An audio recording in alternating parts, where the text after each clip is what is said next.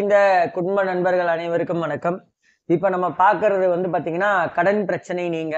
இந்த கடன் பிரச்சனை நீங்க வந்து நான் இப்ப சொல்லப் போறது எப்படின்னு பாத்தீங்கன்னா, 12 ராசிக்கான பதிவு. இது வந்து 12 பதிவா வரும். மேஷ ராசியிலேருந்து மீன ராசி வரைக்கும்.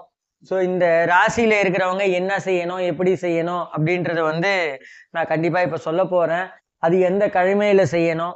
என்ன பரிகாரம் செய்யணும்னு சொல்றேன். அந்த பரிகாரத்த செஞ்சுனே வாங்க. கண்டிப்பா வந்து உங்களோட கடன் பிரச்சனை வந்து படிப்படியா நீங்கி, உங்க வாழ்க்கையில வந்து செல்வம் பெருகி, நீங்க அடுத்த லெவலுக்கு போவீங்க. இது வந்து முதல்ல நான் சொல்லப் போற ராசி வந்து பாத்தீங்கன்னா, மேஷ ராசி.